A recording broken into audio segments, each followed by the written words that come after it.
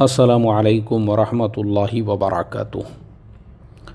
بسم اللہ الرحمن الرحیم، نحمدہ ونصلی علی رسولہ الکریم وعلی آلہ واصحابہ اجمعین، اما بعد۔ محترم بھائیوں، بزرگوں، دوستوں، آج کا میرا یہ پیغام خاص طور پہ ہمارے معزز علماء اکرام، حفاظ اور ائمہ اکرام کے لیے ہے۔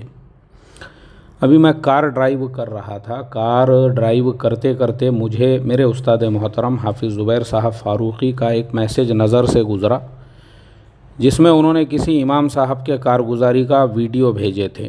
اب میں نے وہ لنک پہ کلک کیا تو یہ جو مولانا صاحب ہے آپ کو سامنے نظر آ رہے ہیں، انہوں نے بڑے اچھے انداز میں تفصیل کے ساتھ میں وہ پورا واقعہ سنائی کہ بارہ بنکی کے کوئی امام صاحب تھے، 9 سالوں تک وہ امامت کرتے رہے، 9 سالوں تک، 9 سال تک کسی کو ان سے کوئی شکایت نہیں ہوئی۔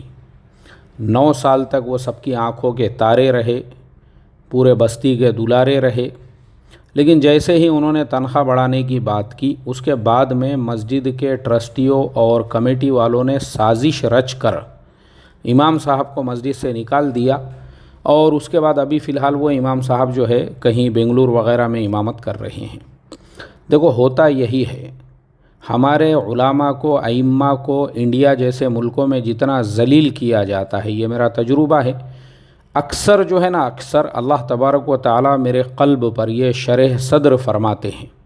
وہ شرح صدر میں آپ تمام لوگوں کے ساتھ میں بھی آج جو ہے بیان کرنا چاہتا ہوں، آپ کے ساتھ بھی شیئر کرنا چاہتا ہوں۔ وہ شرح صدر جو اللہ تعالیٰ مجھے عطا فرماتے ہیں نا، وہ یہ عطا فرماتے ہیں کہ انڈیا جیسے ملک میں آج مسلمان جو ذلیل ہو رہا ہے، یا گورنمنٹ جو مسلمانوں کے خلاف قوانین پاس کر رہی ہے، یا جتنے بھی حالات مسلمانوں کو درپیش ہے، تعصب پرستی ہو، ذاتی واد ہو، جو کچھ بھی ہو، مسجدوں پہ بلڈوزر ہو، مدرسوں پہ بلڈوزر ہو، مسلمانوں کے بستیوں پہ بلڈوزر ہو، اس کی سب سے بنیادی وجہ یہ ہے کہ جتنا بھارت کے مسلمانوں نے اپنے اماموں کو، اپنے علماء کو، اپنے ائمہ کو ذلیل کیا، یہ اس کی سزا ان کو مل رہی ہے۔ دیکھو، علماء جو ہوتے ہیں نا، یہ انبیاء علیہم الصلاۃ والسلام کے وارثین ہوتے ہیں۔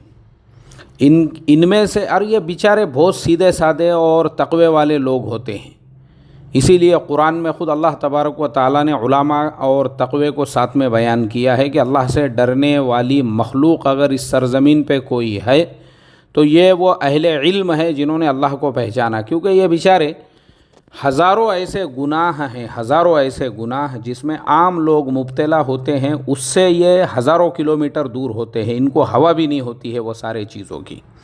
تو ان کا ایک تعلق ہوتا ہے اللہ کی ذات سے، اور ان میں سے ایک آدھا ایسا ہوتا ہے اللہ کا خاص اور مقبول، جب اس کو چھیڑا جاتا ہے یا ان کے خلاف سازشیں ہوتی ہیں نا، تو اللہ تعالیٰ پورے بستیوں کو گاجر مولی کی طرح سے صاف کرا دیتا ہے۔ میں آپ کو اس کی مثال دے کر، یعنی انڈیا کی آزادی سے پہلے، انڈیا پاکستان کی جو تقسیم کے وقت جو مسلمانوں کو گاجر مولی کی طرح سے قتل کیا گیا، اور جس طرح سے ٹرینوں کو جو ہے صاف کر دیا گیا، اس سے پہلے اسی بھارت کے اندر علماء کو اتنا ذلیل کیا گیا تھا، اتنا ذلیل کیا گیا تھا، جو علماء تقسیم کے خلاف تھے اور جو یہ نہیں چاہتے تھے کہ بھارت کے ٹکڑے ہو، ان علماء کو ممبروں سے زمین پہ کھینچ کر، لٹا کر لاتوں سے، جوتوں سے مارا گیا، ان کی پگڑیاں اچھالی گئی، یہاں تک کہ ان کے گھر مسمار کر دیے گئے، توڑ دیے گئے، ان کے چہروں پہ تھوکا گیا۔ اور ایک ہمارے بہت بڑے اکابر ہے، ہمارے ایک بہت بڑے بزرگ ہے، اسی درمیان میں، یعنی یہ جو ہنگامہ چل رہا تھا، یہ ایک دن کا ہنگامہ نہیں تھا، یہ ہنگامے کم سے کم 10 سال پہلے سے چلتے آ رہے تھے۔ جب سے یہ تقسیم کی مانگ جو چل رہی تھی، 10 سالوں کا ڈیوریشن لگا اس کو۔ وہ 10 سال کے درمیان میں جو ہے علماء پر ایسے مظالم ڈھائے گئے۔ انہی میں سے ہمارے ایک اکابر تھے، وہ پنجاب کے راستے سے سفر کر رہے تھے، لوگوں کو پتہ چلا کہ یہ ٹرین سے سفر کر رہے ہیں، کسی نے ریلوے اسٹیشن پہ دیکھ لیا، فوراً لوگ وہاں پہ جمع ہو گئے، انہوں نے ٹرین کو روک دیا، کچھ لوگوں کو شہر بھیجوایا، وہاں سے بھی اور لوگ آئے، اور اس کے بعد آنے کے بعد ان ہمارے اکابر کو جو شیخ الحدیث یعنی بخاری شریف پڑھایا کرتے تھے، آپ سوچو ان کا مقام اور مرتبہ کتنا اونچا ہوگا، کتنے بڑے وہ اللہ والے ہوں گے۔ ان کو ٹرین میں سے کھینچ کے باہر پلیٹ فارم کے اوپر لایا گیا، ان کے چہرے پہ تھوکا گیا، ان کے پورے کپڑے وغیرہ جو ہے وہاں پھیلا کے اس کو رون دیا گیا، ان کا سامان لوٹ لیا گیا، ان کے سامان کو بکھیر دیا گیا پلیٹ فارم کے اوپر، ان کی پگڑی اچھال کر اس کو زمین پہ روندا گیا، ان کو مارا گیا، پیٹا گیا، ذلیل کیا گیا، اور ان کے ساتھ میں جو سلوک کیا گیا، یعنی ٹرین بھی چلی گئی وہاں سے، ٹرین کو بولے اب چلے جاؤ تم۔ اب ان کے ساتھ جو سلوک کیا گیا نا، اسی پنجاب کے اندر آپ دیکھو جب تقسیم ہو گئی، اور تقسیم کے بعد میں اسی پنجاب، کیونکہ پنجاب جو ہے وہ سرزمین علماء تھی، بڑے بڑے شہر آپ کبھی گئے نہیں نا پنجاب، آپ کو معلوم نہیں ہے۔ آج اسی پنجاب کے اندر آپ کو ایسی سینکڑوں مساجد ملیں گی جو بھینسوں کے طبیلے بنے ہوئے ہیں۔ آج بھینسوں کے طبیلے، آج بھی بھینسوں کے طبیلے ویران پڑی ہوئی ہے ہریانہ اور پنجاب کے علاقوں کے اندر، آج بھی سینکڑوں مسجدیں۔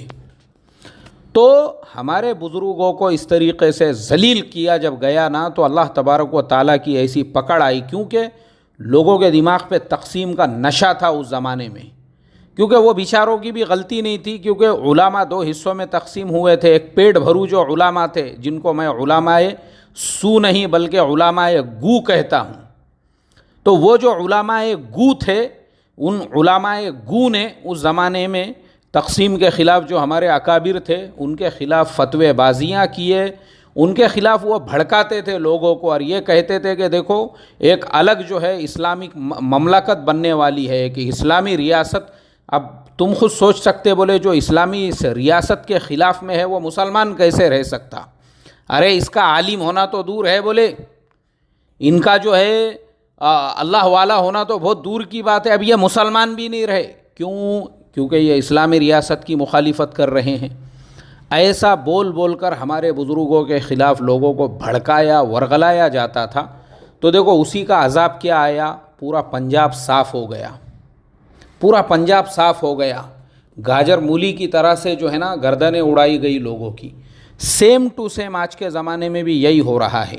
ہمارے ملک میں جتنا علماء کو ذلیل، جتنا مفتیوں کو ذلیل، جتنا ان کو جو ہے نا، یہ میں ابھی کسی پہ بہتان اور تہمت نہیں لگا رہا ہوں، خود میں نے مسجد میں 28 سال امامت کیا، 28 سال۔ ابھی جیسے یہ امام صاحب ہیں، جن امام صاحب نے 9 سال تک امامت کیے، ان کے امامت میں کوئی عیب نہیں نکلا، کوئی نقص نہیں نکلا۔ ایسے ہی میں نے بھی لمبے لمبے عرصے تک مسجدوں میں امامت کیا، اور میں ہمارے صدر صاحب کی برائی نہیں بیان کروں گا۔ ماشاءاللہ مجھے بہت اچھے صدر ملے ہر مسجد میں۔ ابھی میری آخری بھی جو مسجد تھی پونے میں آخری مسجد کورونا تک جس میں امامت کرتا تھا، میں ہمارے صدر صاحب کے گھر پہ ہی جمعہ کے دن کھانا کھاتا تھا، اللہ ان کی عمر میں برکت دے۔ اور میرے ان سے بہت اچھے تعلقات تھے الحمدللہ، یہاں تک کہ وہ کچھ اچھا اگر گھر پہ پکائے تو مجھے اپنے ساتھ میں بھی لے کر جاتے تھے، یا پھر بولتے تھے کہ آج مرکز پہنچو، میں ڈبہ لے کے آ رہا ہوں، اپن ساتھ میں کھانا کھائیں گے۔ ماشاءاللہ ان کو میرے سے ایک دلی لگاؤ، ایک دلی محبت تھی۔ لیکن مسئلہ کیا ہوتا ہے، خالی اکیلے صدر کا مسئلہ نہیں ہوتا ہے، وہ اکیلے آپ کو چاہ رہے ہیں، کچھ فتنہ پرور ایسے ہوتے ہیں، کچھ شیاطین، میں بولتا ہوں نا جبہ پوش شیاطین۔ وہ شیاطین کیا کرتے ہیں، آپ کے اندر ان کو 7 سال میں 8 سال میں کوئی عیب نظر نہیں آتا ہے، لیکن ان کے آپ سے مفادات جب پورے نہیں ہوتے ہیں، آپ نے کسی کے بہن بیٹی کا رشتہ نہیں کرا کے دیے، وہ آپ کا دشمن بن گیا۔ آپ نے کسی کے جو ہے دھندے کاروبار میں کچھ اس کو ساتھ نہیں دیے، وہ آپ کا دشمن بن گیا۔ اس کا کوئی بھی مفاد ہوگا، اس کے کوئی رشتہ وغیرہ جوڑنے کے لیے آپ سفر میں نہیں گئے، وہ آپ کا دشمن بن گیا۔ ایک آپ پرپوزل لے کے آئے آپ کے پاس میں کہ چلو ہم کو ایک مدرسہ کھولنے کا ہے، ہم چاہتے ہیں کہ تم اس کے ذمہ دار بن جاؤ یا اس کے سرپرست بن جاؤ۔ آپ نے بولے بھائی میرے کو یہ مدرسوں کے لپڑے لوچوں میں پڑھنا نہیں ہے، میرے پیچھے پہلے ہی بہت سارے کام ہیں، وہ ایک الگ سے آپ کا جو ہے دشمن بن گیا۔ آپ جو آپ کے پاس پڑھنے والے یتیم اور غریب بچے ہیں، ان کے لیے بھیک مانگ کے لے کر آ رہے ہو، کہ بھائی جو یتیم بچے ہیں، جو غریب بچے ہیں، ان کے کپڑوں کا انتظام ہو سکے اور ان بچوں کے لیے جو ہے فیس کا انتظام ہو سکے۔ اب اس میں مالدار بھی کوئی آ کے آپ کی ووکانڈی پہ بیٹھ رہے ہیں کہ بھائی ہمارے بھی بچوں کو جو ہے اس کے اندر شامل کرو، اور آپ بول رہے کہ نہیں بھائی وہ مستحقین جو ہے ان کے لیے ہے، آپ کے لیے نہیں ہے۔ اب وہ ایک گروپ آپ کا الگ سے جو ہے دشمنوں کا تیار ہو گیا۔ مطلب جو دشمن تیار ہونے والے ہوتے ہیں نا، ان کے الگ الگ ٹائپ ہوتے ہیں۔ آپ نے بیان کے اندر بول دیے، کسی کو لگ رہا کہ بھائی میرے کچھ بولے۔ اب ہمارا یہاں دوسرا پرابلم یہ ہوتا ہے کہ ہمارے ایک امام کے خلاف پڑوس کے ہی کوئی مسجد کے امام کو جو ہے نا اس کو کھڑا کیا جاتا ہے۔ لوگ آپ کے سامنے، جیسے ہمارے حضرت جی مولانا سعد صاحب ایک بات بڑی پیاری بولتے ہیں کہ اگر جس امام کے پیچھے تم نماز پڑھ رہے ہو کچھ عیب، کچھ نقص ہے یا کچھ اس کا وہ لقمہ دینے کی ضرورت پڑتی ہے تو اسی کے پیچھے لقمہ دو۔ اب بازاروں میں جا کے تم لقمہ دیں گے، پڑوس کی مسجد والے کو جو ہے اس کو جا کے جو ہے آپ کے گھرانے اور آپ کی شکایتیں اور آپ کی برائیاں جو ہے کی جا رہی ہے کہ ان کا سمیع اللہ لمن حمیدہ ایسا ہے، ولضالین ویسا ہے، سورۃ الفاتحہ صحیح نہیں نکل رہا ہے، یہ سورت میں یہ غلطی ہے، اس میں وہ ہے۔ ایسی 50 چھوٹی چھوٹی چیزیں جو آپ سے بھی مذاکرہ کر کے تصحیح ہو سکتی ہے یا بات ہو سکتی ہے، مگر ان کو تصحیح اصلاح نہیں کرنا ہے، کیونکہ وہ تو شیطان کے پلے ہے، حرامی نسل کے ہے، رنڈی کے جنے ہوئے ہیں، گٹر میں منہ مارنے والے سور اور خنزیر ہے۔ ان کا مقصد ہی نہیں ہے آپ سے معاملے کو صحیح کرنا، ان کا مقصد ہے اس کو ایشو بنانا اور دوسرے کو آپ کے مقابلے پہ کھڑے کرنا۔ اب دوسرا امام جو ہوگا اس کے دل میں بھی ایسا اندر تک حسد اور جلن بھرا ہوا ہوتا ہے، وہ خود دوسرے امام کی دشمنی کے مقابلے میں کھڑا ہو جاتا ہے۔ یہی ہو رہا ہے ہمارے مسجدوں کے اندر، اس طریقے سے سازش ہے، اس طریقے سے امام میں عیب نکالنا۔ امام کے خلاف میں جو لوگ اس مسجد میں نماز نہیں پڑھتے، دور دور سے غنڈوں کو، دوسرے ایریوں سے جو ہے غنڈوں کو سپاریاں دے کے مسجد کے اندر بلانا کہ آج اپنے کو جمعے میں ہنگامہ کرنے کا ہے یا امام صاحب کے خلاف۔ تو دیکھو اس میں ہوتا کیا ہے، امام صاحب کا کچھ اکھڑتا نہیں اور امام صاحب کا کچھ جاتا آتا نہیں۔ جیسے میں نے ابھی آپ کو بتایا کہ میں نے بھی 28 سال امامت کیا اور 15 سے زیادہ مسجدیں میں نے بدلا ہوں، لیکن میرا صدر سے کہیں پہ کوئی مسئلہ نہیں رہا۔ ماشاءاللہ میرے صدر بہت اچھے رہے، لیکن دوسرے ہی جو فتنہ پرور ہے وہ مسجدوں میں اس طرح سے سازش ہے، اس طرح سے مسجد کے اندر جو ہے گروپ بنانے کا، کیونکہ آپ سے ان کا کوئی مفاد پورا نہیں ہوا۔ امام صاحب کا کچھ نہیں جاتا اس سے، آپ کی سازشوں سے آپ ایک اچھے امام سے محروم رہ جاتے۔ امام صاحب کا کوئی نقصان نہیں ہے اس کے اندر۔ امام صاحب تمہارے مسجد میں نہیں بیان کریں گے، ابھی میں آپ کو بتاتا ہوں، اللہ کا کروڑوں کروڑوں کروڑوں درجے شکر ہے، اس سے بڑھ کر اللہ تعالیٰ کی قبولیت کیا ہوں گی۔ مکۃ المکرمہ میں ہماری مجلس ہوئی، مدینۃ المنورہ میں ہماری مجلسیں ہوئی، راس الخیمہ کے اندر، دبئی کے اندر، قطر میں، الحمدللہ الحمدللہ ثم الحمدللہ۔ باہر ملکوں میں اور ساؤتھ کوریا تو چلو میں جاتے ہی رہتا ہوں، ملیشیا تو میرا سفر ہوتے ہی رہتا ہے، اور کئی ملکوں میں آن لائن اللہ کے فضل و کرم سے ہم لیکچر دیتے ہیں، اور الحمدللہ ہمارا جو بیان ہم اپنے چینل پہ ڈالتے ہیں، لاکھوں لوگ اس کو سنتے ہیں، لاکھوں لوگ۔ اس سے بڑھ کر اللہ تعالیٰ کے نزدیک قبولیت کیا ہوگی؟ لوگ مجھے میسیج کرتے ہیں کہ مفتی صاحب میں خودکشی کرنے والا تھا، صرف آپ کے بیانات سن کے میں نے خودکشی کا ارادہ ملتوی کر دیا۔ کئی لوگ کئی بہنیں ایسی ہیں، ممرہ کے مجلس میں بھی مجھے کئی بہنیں ملی، انہوں نے کہا کہ ہم لوگ بہت فیشنیبل لائف اور زندگی گزارتے تھے، جب سے آپ سے جڑے الحمدللہ ہم نے خود اپنے آپ کو بدل دیا۔ سینکڑوں لوگ میرے جو شاگرد ہیں براڈ کاسٹ وغیرہ یا شیئر مارکیٹ کے لائن کے، وہ کہتے ہیں مفتی صاحب ہم کو زندگی میں کبھی سورۃ الکہف پتہ نہیں تھی، آج ہمارے گھر کے چھوٹے بچے سے لے کے بڑے تک سب لوگ جمعہ کے دن سورۃ الکہف کا اہتمام کرتے ہیں۔ بہت سارے لوگ فجر کے بعد بولے ہم نے سورہ یاسین کا، مغرب بعد سورۃ الواقعہ، عشاء کے بعد سورہ تبارک الذی کا اہتمام شروع کر دیا۔ تو اس لیے دیکھو انڈیا میں یہ جو حالات آئے ہوئے ہیں نا، علماء ائمہ اکرام کی ناقدری کرنے کی وجہ سے۔ اب میرا میسج علماء ائمہ کے لیے یہی ہے، اللہ کے واسطے اپنے آپ کو کسی مسجد کے امامت یا مدرسے کے محتمم کا محتاج مت بناؤ۔ امامت کے لیے میں نے ابھی تھوڑے دنوں پہلے جو ہے ایک ویڈیو اپلوڈ کیا تھا کہ ابھی بیرون ممالک بھی امامت کے لیے ہزاروں آپ کے سامنے آپشن ہیں۔ جہاں آپ کی قدر ہوں گی وہاں امامت کرو، جہاں آپ کی ناقدری ہے کوئی فائدہ نہیں ہے ویسی جگہ پہ امامت کرنے کا۔ جب یہ ناقدروں کو مسجدوں میں نماز پڑھانے والے امام نہیں ملیں گے، آپ بتاؤ مجھے، وہ امام صاحب نے 9 سال امامت کی ہے، ان کو نکالے۔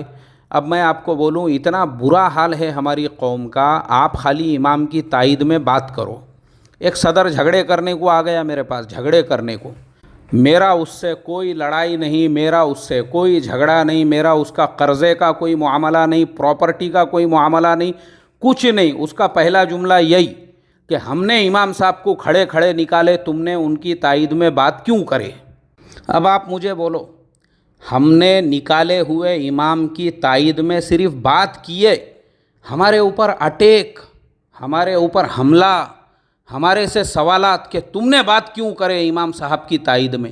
میں تو کبھی کبھی سوچتا ہوں اچھا ہے نظام صاحب کی حکومت نہیں ہے، ورنہ ایسے لوگوں نے کتنا ظلم کیے ہوں گے غریبوں کے اوپر، عام لوگوں کے اوپر، مسجد کے اماموں کے اوپر، علماء اکرام کے اوپر۔ ابھی مسلمانوں کی حکومت نہیں ہے، باپ رے باپ، اس کے بعد جو ہے یہ حالات ہیں ہمارے مسجدوں کے صدروں کے۔ آپ سوچو جب حکومت رہی ہوں گی نظام صاحب کی، وہ ٹائم پہ انہوں نے کتنی دادا گیری، کتنی غنڈہ گردی اور کتنا جو ہے لوگوں پہ ظلم و ستم کیے ہوں گے، یہی اس چیز سے واضح ہوتا ہے۔ ابھی تو حکومت نہیں ہے، پھر بھی یہ کالا ناگ اپنے آپ کو نظام صاحب کا ناجائز رضاکار سمجھ رہا ہے کہ تم نے امام کی تائید میں کیوں بولے، میرا اپروول لینا تھا۔ معاف کرنا رے بھائی، یاد نہیں رہے ہم کو تیرا اپروول لینے کا، ہم کو پتہ رہتا تھا کہ تو آج تک نظام صاحب کا ناجائز رضاکار زندہ ہے تو تیرا اپروول لے لیتے تھے امام صاحب کی تائید میں بات کرنے سے پہلے۔ یہ حالات ہے، یہ حالات ہمارے ملک کے اندر۔ تو کیوں تم کسی صدر کے محتاج بن کے بیٹھے ہو، کسی مسجد کے محتاج بن کے بیٹھے ہو؟ بھائی اپنے آپ کو معاشی طور پہ مضبوط بناؤ، اپنے آپ کو معاشی طور پہ۔ اور امامت سوائے غلامی کے آج کے زمانے میں ہمارا امام ٹرسٹ اور کمیٹی کے منشے کے علاوہ بیان کے اندر دوسری بات نہیں بول سکتا ہے، حالات حاضرہ پہ بات نہیں کر سکتا ہے، لوگوں کو نئے مسائل نہیں بتا سکتا ہے۔ میں بتا رہا ہوں، بخاری شریف کی حدیث بیان کرنے کی وجہ سے امام کو مسجد سے نکال دیا گیا، من گھڑت قصے کہانیاں سنانے کا بولے لوگوں کو۔ زیادہ بخاری شریف کے حدیثہ سمجھتے نہیں، یہاں کس کو تفسیر بیان کرنے کی وجہ سے مسجد سے امام کو نکال دیا گیا۔ تفسیر بیان کر رہے، تم کو معلوم ہے کہ یہ اپنا کام تھوڑی ہے، دوسری جماعت والوں کا کام ہے بولے یہ۔ اب آپ مجھے بتاؤ، ایک عالم دین جس نے مدرسے میں 10 سالوں تک بخاری شریف، اصول حدیث اور جس نے اصول تفسیر سیکھا، جس نے تفسیر کا علم حاصل کیا، ترجمہ قرآن پڑھا، ارے وہ مسجد میں تفسیر اور وہ جو ہے بخاری شریف کی حدیثیں نہیں بیان کریں گا تو کیا بیان کریں گا؟ آپ بتاؤ مجھے۔ یہ المیہ ہے ہمارا۔ تو اس کے لیے بھائی میں اتنا ہی کہوں گا کہ ہمارے علماء ائمہ کوئی نہ کوئی دھندا کرے، کاروبار کرے، بزنس کرے، اپنے آپ کو معاشی طور پہ مضبوط بنائیں۔ کوئی ضرورت نہیں ہے آپ کو کسی کی غلام گیری کرنے کی۔ یاد رکھو، آپ کے لیے قو انفسکم و اہلیکم نارا، آپ کے لیے اپنے آپ کو اور اپنے گھر والوں کے دین کی حفاظت ضروری ہے۔ جو مسجد والے آپ کی ناقدری کر رہے ہیں نا، جب ان کے مسجدوں میں کوئی امام نہیں ملیں گا اور ہر 3 مہینے میں امام جب امامت چھوڑ کے چلے جائیں گے، تب مسجد والوں کو پتہ چلے گا کہ آج کے زمانے کے نئے فارغ علماء نہ وہ مسجدوں میں پڑھانا چاہتے ہیں، نہ مدرسوں میں تدریس، تمہارے باپ کی غلام گیری کرنا نہیں چاہتے ہیں۔ 25,000 روپیہ امام کو تنخواہ دو، تب جا کے مسجد میں امام امامت کرے گا۔ 25,000 روپیہ مدرسے میں پڑھانے والے معلم کو تنخواہ دو، تب جا کے وہ مدرسے میں پڑھائے۔ نہیں تو آپ کوئی دھندا کاروبار شروع کرو، آپ ہر مہینے کو جو ہے 30,000 روپیہ آرام سے کما سکتے ہو۔ کوئی اور ملازم کرو. میں نے 1000 مرتبہ بولا کمپیوٹر کے کورسز کرو, سافٹ ویئر کے کورسز کرو, یوٹیوب کے اوپر اپنا چینل بناؤ خود کا, یوٹیوب پہ امت کو مسئلے مسائل بتاؤ, یوٹیوب کے اوپر جو ہے بیان کرنا شروع کر دو. امت پیاسی ہے. یہ آج کا زمانہ یوٹیوب کا, انسٹاگرام کا, آج کا زمانہ سوشل میڈیا کا ہے. اس کے اوپر آپ کیا کر سکتے ہیں؟ انگریزی میں اپنے آپ کو ایکسپرٹ بناؤ. ہزاروں کمپنیاں جو ہے آج علماء کو ہاتھوں ہاتھ لینے کے لیے تیار بیٹھی ہوئی ہے. ان کو آپ کی قدر تبھی ہوں گی, ورنہ پھر آپ کو یہی سمجھیں گے کہ یہ 6000 8000 اور 10,000 کا غلام, اس کے علاوہ آپ کی کوئی حیثیت نہیں رہے گی. اس لیے اپنی قدر خود پہچانو, اپنے آپ کو مضبوط بنانے پہ محنت کرو, پھر دیکھو آپ اللہ تبارک و تعالی دنیا میں آپ سے دین کا کام لیں گا. السلام علیکم ورحمۃ اللہ وبرکاتہ.